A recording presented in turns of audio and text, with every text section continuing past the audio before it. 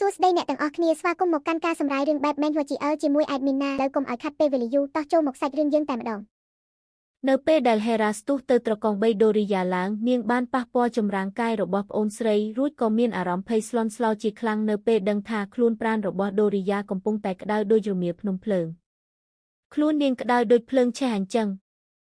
នាងកំពុងតែគ្រុនក្តៅហើយ Hera បីប្អូនស្រីបណ្ដាទឹកមុខពោពេញដោយភាពខ្វល់ខ្វាយនិងភ័យព្រួយជាខ្លាំង Anxious នាងលែងខ្វល់ពីអ្វីៗទាំងអស់ក្រៅពីសុវត្ថិភាពរបស់ Doria រួចគិតក្នុងចិត្តទាំងអន្ទះសារថាសីតុណ្ហភាពខ្លួនរបស់នាងឡើងខ្ពស់ខ្លាំងណាស់ខណៈពេលដែល Hera កំពុងតែបី Doria ដែលសន្លប់ស្ទោកស្ដឹងនោះនាងបានដឹងយ៉ាងច្បាស់ពីទម្ងន់នៃជំងឺគ្រុនក្តៅនេះនាងបានគិតក្នុងចិត្តទាំងភ័យខ្លាចជាខ្លាំងចំពោះអាយុជីវិតប្អូនស្រីថាប្រសិនបើនាងមិនទទួលបានការព្យាបាលភ្លាមៗទេនោះវាអាចបង្កឲ្យមានគ្រោះថ្នាក់ហើមខួរក្បាល cerebral edema ពិការសរីរាង្គ organ failure ឬអាចសម្លាប់នាងបានភ្លាមនោះសំឡេងបន្លឺឡើងយ៉ាងរំខានទីតចេញពីប្រព័ន្ធបេសកកម្មផ្ទាំងព្រមានពណ៌ក្រហមឆ្អៅបានលេចឡើងនៅចំពីមុខរបស់ Hera ព្រមទាំងបង្ហាញសារព្រមានយ៉ាងដាច់អង្ការថាការព្រមានរកឃើញទង្វើខុសពីតួអង្គអួករបស់ម្ចាស់ផ្ទះយន្តការទណ្ឌកម្មត្រូវបានដំណើរការ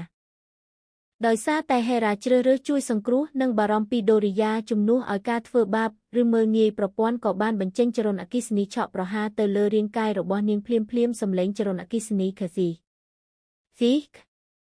បានរត់កាត់ខ្លួននាងដែលធ្វើឲ្យ Hera ត្រូវសង្កេតធ្មេញទ្រាំទ្រនឹងការឈឺចាប់យ៉ាងខ្លាំងទាំងទឹកមុខស្លេកស្លាំងប៉ុន្តែទោះជាត្រូវរងទណ្ឌកម្មធ្ងន់ធ្ងរយ៉ាងណាក៏ដោយក៏នាងនៅតែមិនព្រមលែងដៃពីការបីត្រកងប្អូនស្រីរបស់នាងដែរ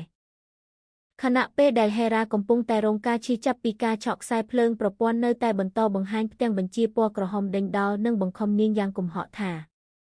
ម្ចាស់ផ្ទះចូលបញ្ឈប់ទង្វើខុសពីតួអង្គអួកជាបន្ទាន់ទោះបីជាស្ថិតក្នុងសភាពសន្លប់បាត់ស្មារតីដោយសារគ្រុនក្តៅខ្លាំងក៏ដោយក៏ Doria ហាក់ដូចជាមានអារម្មណ៍កក់ក្តៅនិងសុវត្ថិភាពនៅពេលនៅក្នុងរង្វង់ដៃរបស់បងស្រីនាងបានផ្អែកក្បាលទៅលើស្មារបស់ Hera ទាំងខ្សឹបខ្សួលស្របពេលដែលមានផ្កាពណ៌ផ្កាឈូកលេចឡើងជុំវិញបង្ហាញពីមនោសញ្ចេតនាដ៏ជ្រាលជ្រៅរវាងបងស្រីនិងប្អូនស្រីទោះបីជាត្រូវសង្កេតធ្មេញទ្រាំទ្រនឹងការឈឺចាប់ដែលប្រព័ន្ធផ្ដល់ឲ្យយ៉ាងណាក៏ដោយHera បានរឹតបន្តឹងការបីត្រកង Doria ឲ្យកាន់តែណែនជាប់នឹងទ្រូងនាងបានតាំងចិត្តយ៉ាងមោះមុតនិងគិតក្នុងចិត្តដោយមិនខ្វល់ពីការគំរាមកំហែងរបស់ប្រព័ន្ធឡើយថាវាគ្រាន់តែជាការឈឺចាប់បន្តិចបន្តួចប៉ុណ្ណោះបើប្រៀបធៀបទៅនឹងជីវិតមនុស្សម្នាក់វាគ្មានន័យអ្វីទាំងអស់ទោះបីជាត្រូវរងការវាយប្រហារដោយចរន្តអគ្គិសនីពីប្រព័ន្ធយ៉ាងណាក៏ដោយ Hera នៅតែខំប្រឹងសម្រុកដើរទៅមុខទាំងត្រកងបី Doria យ៉ាងណែនជាប់នឹងទ្រូងទឹកមុខរបស់នាងបង្ហាញពីការតាំងចិត្តយ៉ាងខ្លាំងក្លាដោយមិនព្រមចុះចាញ់នឹងការគំរាមកំហែងឡើយប៉ុន្តែការដាក់ទណ្ឌកម្មវោករបស់ប្រព័ន្ធមិនបានស្រាលដៃឡើយវាកាន់តែបង្កើនកម្រិតការឆក់ខ្លាំងឡើងរហូតធ្វើឲ្យ Hera ចាប់ផ្ដើមញ័រខ្លួនស្លេកស្លាំងនិងបែកញើសជោគថ្ងាសនាងបានត្រឹមតែសង្កេតធ្មេញនិងធ្ងរក្នុងចិត្តទាំងការឈឺចាប់ខ្លាំងថាចង្រៃមែនវាឈឺខ្លាំងណាស់ដោយសារតែការឈឺចាប់ខ្លាំងពេករហូតដល់ថ្នាក់លែងមានកម្លាំងកំហែងឈរទប់ទល់ Hera ក៏បានដួលលុតជង្គង់ចុះទៅលើកម្រាលព្រំក្រហមនៅក្នុងបន្ទប់ដុងទោះបីជានាងត្រូវដួលក្រាបទៅលើឥដ្ឋទាំងល្វើយនិងឈឺចាប់យ៉ាងណាក៏ដោយក៏ដៃទាំងពីររបស់នាងនៅតែអាប់ក្រសោបនឹងការពាររាងកាយរបស់ Doria យ៉ាងសុវត្ថិភាពបំផុតដោយមិនឲ្យប្អូនស្រីត្រូវរងការប៉ះទង្គិចឡើយដោយលែងខ្វល់ពីអ្វីទាំងអស់ក្រៅពីសុវត្ថិភាពរបស់ Doria Hera បានស្រែកហៅរកជំនួយទាំងទឹកភ្នែកហូរកាត់ថ្ពាល់ទឹកមុខរបស់នាងបង្ហាញពីក្តីអស់សង្ឃឹមនិងការព្រួយបារម្ភជាខ្លាំងអ្នកណាក៏បានជួយផងភ្លាមនោះអ្នកបម្រើស្រីម្នាក់បានរត់ចូលមកទាំងស្លន់ស្លោនៅពេលឮសំឡេងស្រែករបស់ Hera អ្នកបម្រើបានសួរទាំងភ័យព្រួយថាអ្នកនាង Hera តើមានរឿងអ្វីកើតឡើងទោះបីជាខ្លួនឯងកំពុងតែរងការឈឺចាប់និងអស់កម្លាំងយ៉ាងណាក៏ដោយក៏ Hera នៅតែខំប្រឹងចេញបញ្ជាយ៉ាងដាច់អង្ការទៅកាន់អ្នកបម្រើថាកុំបារម្ភពីខ្ញុំទៅហៅវេជ្ជបណ្ឌិត Mike មកទីនេះភ្លាមនៅក្នុងឈុតចុងក្រោយ Hera បានអន់ក្បាលចុះទៅជិត Doria ដែលកំពុងសន្លប់ស្ទោកស្ដឹងទោះបីជាត្រូវរងទណ្ឌកម្មនិងភាពនឿយហត់យ៉ាងណាក៏ដោយក៏នាងនៅតែបន្តបង្ហាញពីក្តីស្រឡាញ់និងការតាំងចិត្តយ៉ាងមុតមាំក្នុងចិត្តថាដើម្បីសង្គ្រោះ Doria បន្ទាប់ពីបានប្រឹងប្រែងចេញបញ្ជាទៅកាន់អ្នកបម្រើទាំងការឈឺចាប់រួចមករាងកាយរបស់ Hera ដែលរងទណ្ឌកម្មឆក់យ៉ាងធ្ងន់ធ្ងរពីប្រព័ន្ធក៏លែងអាចទ្រាំទ្របានទៀតឡើយនាងបានដួលសន្លប់ស្ទោកស្ដឹងទៅលើកម្រាលព្រំដេកក្បែរនឹងរាងកាយរបស់ដូរីយ៉ាទាំងអស់កម្លាំងពេលវេលាបានកន្លងផុតទៅដូរីយ៉ាបានបើកភ្នែកឡើងបន្តិចម្ដងនៅលើគ្រែដ៏កក់ក្ដៅភាពស្រស់បំព្រងនៃពន្លឺថ្ងៃបានជិះចូលមកក្នុងបន្ទប់ដែលបញ្ជាក់ថាគ្រុនក្ដៅរបស់នាងត្រូវបានព្យាបាលនិងបានធូរស្រាលចាកផុតពីគ្រោះថ្នាក់ហើយដូរីយ៉ាបានងើបអង្គុយឡើងនៅលើគ្រែទាំងទឹកមុខពោពេញដោយស្នាមញញឹមជ័យជំនះនិងល្បិចកនាងបានក្រឡេកមើលទៅកែវទឹកនិងដបថ្នាំនៅក្បែរគ្រែរួចគិតក្នុងចិត្តយ៉ាងរីករាយចំពោះលទ្ធផលដែលនាងចង់បានថាបងស្រីពិតជាបានជួយសង្គ្រោះខ្ញុំមែនល្បិចធ្វើបាបខ្លួនឯងពិតជាបានផលប្រាកដមែនបន្ទាប់ពីដឹងខ្លួននិងក្រឡេកមើលទៅជុំវិញបន្ទប់ដូរីយ៉ាបែរជាមិនឃើញមានវត្តមានរបស់ Hera នៅក្បែរនោះឡើយទឹកមុខរបស់នាងប្រែជាស្រអាប់និងបង្ហាញពីភាពខកបំណងយ៉ាងច្បាស់ disappointed ព្រមទាំងគិតក្នុងចិត្តថានាងមិននៅទីនេះទេភ្លាមនោះអ្នកបម្រើស្រីដែលកាន់ថាសអាហារបានដើរចូលមកជិតគ្រែហើយនិយាយទៅកាន់ដូរីយ៉ាថាអ្នកនាងដឹងខ្លួនហើយលោកគ្រូពេទ្យបានប្រាប់ថាអ្នកនាងគួរតែពិសារអ្វីមួយនៅពេលដែលអ្នកនាងភ្ញាក់ឡើងប្រញាប់ឡើងនិងមើលថែខ្លួនឲ្យជាសះស្បើយទៅកុំរំពឹងថាខ្ញុំនឹងមកអង្គុយមើលថែអ្នកនាងឲ្យសោះទោះបីជាអ្នកបម្រើនិយាយស្ដីមិនសូវពីរោះក៏ដោយក៏ដូរីយ៉ាមិនបានខ្វល់ខ្វាយឡើយនាងបានងាកទៅសួរអ្នកបម្រើភ្លាមដោយក្តីចង់ដឹងថាអាណាតើបងស្រីណែណានៅពេលឮដូរីយ៉ាសួររកបងស្រីអាណាក៏បានឆ្លើយតបវិញទាំងទឹកមុខមិនពេញចិត្តនិងរអ៊ូទាំ complaining ថាអ្នកនាងពិតជាហ៊ានសួរណាស់អ្នកនាង Hera បានដួលសន្លប់ភ្លាមបន្ទាប់ពីនាងបានបីត្រកងអ្នកនាងត្រឡប់មកវិញលោកគ្រូពេទ្យបាននិយាយថាអ្នកនាងបានចម្លងមេរោគទៅឲ្យគាត់មេធ្មប់តូចចង្រៃពាក្យសម្ដីរបស់អាណាបានធ្វើឲ្យដូរីយ៉ាបើកភ្នែកធំទាំងភាពភ្ញាក់ផ្អើលនិងរន្ធត់ចិត្តជាខ្លាំងផែនការល្បិចកលរបស់នាងគ្រាន់តែចង់លបងចិត្តបងស្រីប៉ុណ្ណោះប៉ុន្តែនាងមិននឹកស្មានថាវាបង្កឲ្យ Hera ត្រូវដួលសន្លប់បាត់បង់ស្មារតីបែបនេះឡើយនាងបានឧទានឡើងទាំងបារម្ភថាបងស្រីដោយមិនបង្អង់យូរដូរីយ៉ាបានបោះភួយចេញពីខ្លួនភ្លាមរួចចុះពីលើគ្រែទាំងប្រញាប់ប្រញ័រនិងភ័យព្រួយជាខ្លាំងនាងបានរត់ចេញទៅយ៉ាងលឿនសម្ដៅទៅរកបន្ទប់របស់ Hera ដើម្បីចង់ដឹងពីសុខទុក្ខនិងស្ថានភាពជំងឺរបស់បងស្រីនាងនៅក្នុងបន្ទប់គេងដ៏ប្រណីត Hera កំពុងតែសម្រាកនៅលើគ្រែទាំងសភាពទន់ខ្សោយស្ត្រីជាន់ខ្ពស់ម្នាក់ដែលមានទឹកមុខទន់ភ្លន់និងរៀបចំខ្លួនយ៉ាងឆើតឆាយកំពុងអង្គុយក្បែរគ្រែហើយយកស្លាបព្រាបំបៅថ្នាំឲ្យ Hera យ៉ាងយកចិត្តទុកដាក់ស្ត្រីដែលកំពុងតែមើលថែ Hera នោះគឺមិនមែនជានរណាឡើយគាត់គឺជាលោកស្រី Venus Lady Venus ដែលត្រូវជាមាតាបង្កើតរបស់ Hera គាត់បានសម្លឹងមើលកូនស្រីទាំងក្តីបារម្ភនិងសួរនាំពីសុខទុក្ខដោយទន់ភ្លន់ថា Hera តើកូនមានអារម្មណ៍ធូរស្រាលខ្លះហើយឬនៅបន្ទាប់ពីបានលេបថ្នាំរួច Hera បានងើបមុខឡើងញឹមយ៉ាងស្រស់ទៅកាន់មាតារបស់នាងហើយឆ្លើយទៅវិញដើម្បីកុំឲ្យគាត់ព្រួយបារម្ភថាអ្នកម្ដាយកូនមានអារម្មណ៍ធូរស្រាលជាងមុនច្រើនហើយ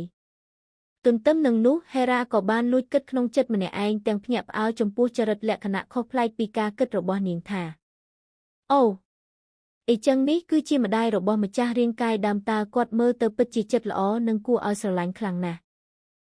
បន្ទាប់ពីបានឮ Hera និយាយថាមានអាការៈធូរស្រាលហើយលោកស្រី Venus ក៏បានដាក់ចានថ្នាំចុះរួចពោលឡើងដោយសម្ដីត្រជាក់ស្រទុំថា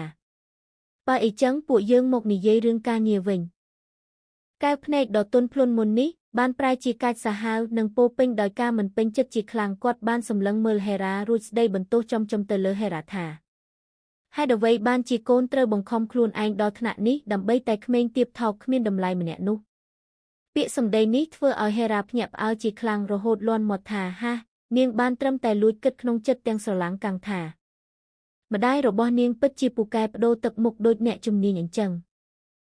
លោកស្រី Venus បានក្រោកឈរឡើង sits up ទាំងរោគពីអង្គអាចនិងមានសម្ពាធគាត់បានរំលឹក Hera អំពីការប្រកួតប្រជែងនៅក្នុងគ្រួសារអភិជនទាំងទឹកមុខមើងម៉ាត់ថា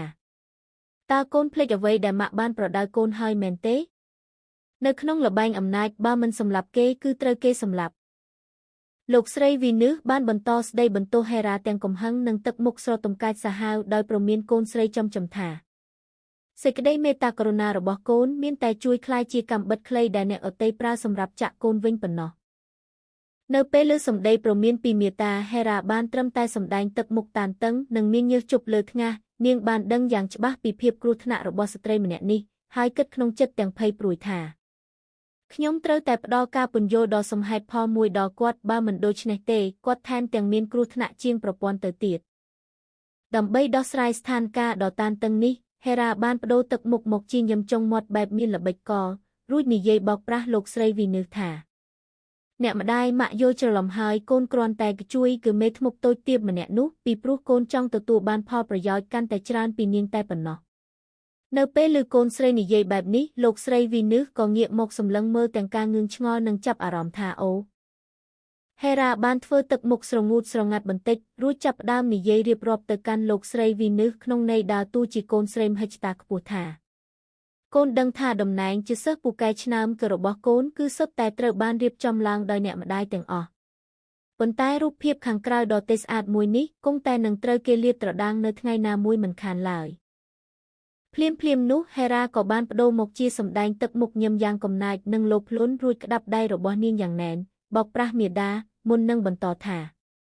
ដូចនេះហើយនៅពេលដែលកូនបានដឹងថាដូរីយ៉ាមានដងវេទមន្តដ៏អស្ចារ្យគួរឲ្យភ្ញាក់ផ្អើលកូនក៏បានសម្រេចចិត្តថានឹងដណ្ដើមយកវាជារបស់កូនផ្ទាល់តែម្ដងនៅពេលឮផែនការដ៏ស៊ីជម្រៅនិងពោពេញដោយភាពឃោរឃៅរបស់កូនស្រីបែបនេះលោកស្រីវីនឺសក៏ប្រែជាយល់ច្បាស់ភ្លាម Sudden realization គាត់បានអោនទៅជិតហេរ៉ាទាំងពេញចិត្តលែងមានការសង្ស័យទៀតឡើយហើយសួរបញ្ជាក់ទាំងញឹមថា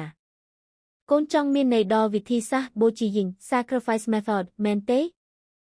ហេរ៉ាបានបន្តសម្ដែងធ្វើជាសើចចុងមាត់ទាំងឈាមត្រជាក់ដើម្បីឲ្យសមនឹងការចង់បានរបស់លោកស្រីវីនឺសដោយពោលថាពិតប្រាកដណាស់ឲ្យតែនាងទុកចិត្តកូនអស់ពីបេះដូងកាលណាកូននឹងប្រើវិធីសាស្ត្រមួយនោះដើម្បីធ្វើឲ្យនាងប្រគល់គ្រប់បែបយ៉ាងដែលនាងមានមកឲ្យកូនដោយស្ម័គ្រចិត្តមិនខានពាក្យសម្ដីដ៏មានល្បិចកលនេះបានធ្វើឲ្យលោកស្រីវីនឺសប្រែមកជាញឹមដោយក្តីពេញចិត្តយ៉ាងខ្លាំងapproving គាត់បានលើកដៃអង្អែលក្បាលហេរ៉ាធ្នមក្នុងន័យកោតសរសើរហើយនិយាយថាម៉ាក់យល់ហើយអីចឹងបានសមជាកូនស្រីរបស់ម៉ាក់ពិតប្រាកដមែនដើម្បីឲ្យមាតាជឿជាក់កាន់តែខ្លាំងនិងលែងមានមន្ទិលសង្ស័យបន្តទៀតហេរ៉ាបានងើបមុខសម្លឹងមើលលោកស្រីវីនឺសទាំងញឹមស្រស់រួចនិយាយបញ្ជាក់បន្ថែមថាពិតណាស់អ្នកម្ដាយមានតែម៉ាក់និងកូនប៉ុណ្ណោះដែលជាគ្រួសារដ៏សំខាន់បំផុតនោះនៅក្នុងសភាពការដ៏តានតឹងនេះខណៈពេលដែលហេរ៉ានិងមាតាជឿជាក់ថាពួកគេកំពុងតែមានសុវត្ថិភាពក្នុងការពិភាក្សាផែនការអាក្រក់របស់ពួកគេស្រាប់តែមានវត្តមានអ្នកលួចស្ដាប់នៅពីក្រោយទ្វារដៃដែលពាក់ស្រោមដៃរបស់លោកស្រីវីនឺសបានក្តាប់ជាប់បង្ហាញពីសញ្ញានៃភាពប្រុងប្រយ័ត្នឬការចាប់អារម្មណ៍ទៅលើចនានៅខាងក្រៅទ្វារដូរីយ៉ាបានឈរនៅមុខមាត់ទ្វារទាំងរាងកាយញ័រញ័រដោយកំហឹងទឹកមុខរបស់នាងដែលត្រូវបានគ្រប់ដោយស្រមោលបានបង្ហាញថាពាក្យសម្ដីទាំងអស់ដែលនាងបានធ្វើឲ្យនាងឈឺចាប់និងខឹងសម្បារយ៉ាងខ្លាំងដូរីយ៉ាបានស្ដាប់ឬគ្រប់យ៉ាងរាប់ចាប់ពីផែនការបោកប្រាស់រហូតដល់ពាក្យសម្ដីដែលហេរ៉ានិងមាតាបាននិយាយមាក់ងាយនាងកណ្ដាប់ដៃដ៏តូចរបស់នាងដែលក្តាប់ជាប់ព្រមទាំងបន្ទាត់រំញ័រដែលបង្ហាញពីកំហឹងនៅជុំវិញខ្លួននាងបានបញ្ជាក់ថាការអត់ធ្មត់របស់នាងបានដល់ទីបញ្ចប់ហើយភាគនេះចប់ហើយរងចាំទស្សនានៅភាគបន្តណាជាចុងក្រោយ Admin សូមអរគុណទៅកាន់អ្នកគាំទ្រទាំងអស់គ្នាដែលបានចុច Like និង Follow មកកាន់ Admin